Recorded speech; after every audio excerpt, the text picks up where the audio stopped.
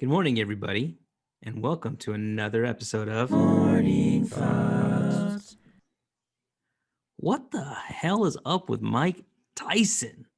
I mean, oh my God, the guy is a beast. So, probably like millions of other people, I paid on Saturday to watch Mike Tyson fight Roy Jones Jr. and not knowing really what to expect. I've seen some of the build-up videos where he had been working out and he looked like a beast.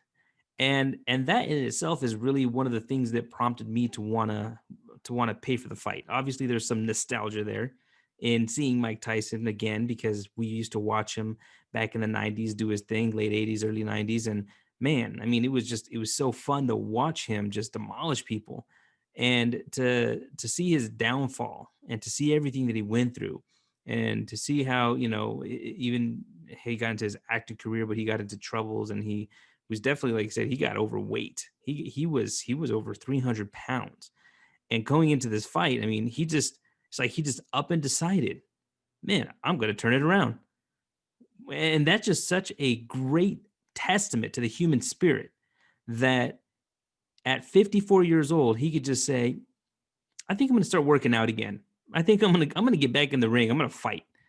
And the way he said is that the gods of war had summoned him again, and that's what prompted him to do it. But really, he wants to do it because he was passionate about it, right? He lost his passion in the past, but he got it back again. And you can see because he was incredibly dedicated to what he needed to do, and and it was just amazing to see that. It was inspiring to see the man get back in the ring, and he looked just as menacing as ever and just as powerful as ever. And even Roy Jones Jr. was saying, man, it doesn't matter if he hits you in the body, if he hits you in the head, if he hits you in the arm, everything hurts. Every type of hit he does hurts. And I can only imagine. But if you one of the cool takeaways that I got from that, and it was really just again inspiring to see him that just like him, any of us at any point in time can just decide we want to turn it around.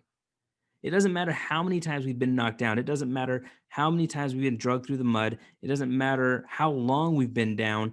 At any given time, we can just decide that we're going to start turning it around. And we're going to start putting in the work. We're going to start doing what it takes.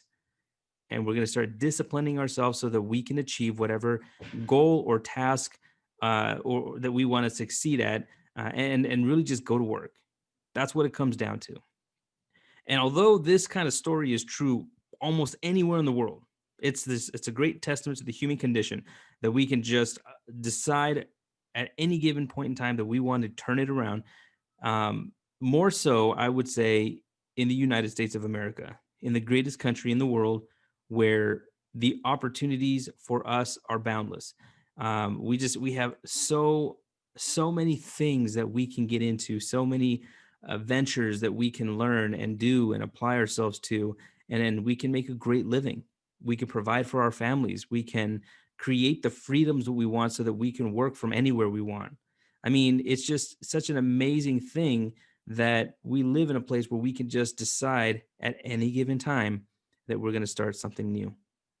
And I've been in this business for a while. I've been in the senior niche for a while. And even in that time, I've had to start over a few times. And I think that anybody who's been an independent agent, anybody who's been their own boss, you have your own business, you know that, and if you don't know this, you should know this. You're gonna fail at some point. You're gonna fail multiple times. It's just natural. Nobody bats 100 when it comes to business. There's always going to be failures. There's going to be things where you think it's a great idea, you pursue it, it doesn't make it. It doesn't end up happening. But in every venture, I mean, you got to obviously know when you got to fold them, right? And then you got to know when you got to hold them. So there's going to be some opportunities where you know that if you keep grinding and you keep building and you keep servicing and you keep doing what you're doing, it's going to turn out to be great, but it will take time. And I think that that's one of the best things that I always take away from seeing these comeback stories because Mike Tyson, he could have very well walked to that ring and he could have gotten knocked out. He could have gotten embarrassed, right? Roy Jones Jr. could have knocked him out. Everybody has a puncher's chance. And or the other way around, Roy Jones, he could have gone in there knowing he was going to get knocked out. And a lot of people probably thought he was going to get knocked out. But at the end of the day, they both said, you know what? Regardless of the risk, regardless of the potential embarrassment, I'm passionate about what I'm doing. I'm going to pursue what I'm doing. I'm going to work hard at what I'm doing and I'm going to show up. And that's exactly what they did. And it turned out to be a lot of fun to watch. So that's what I wanted to talk about. That's what's on my mind this morning. Hope you guys have a great day. Talk to you soon. Morning Thoughts.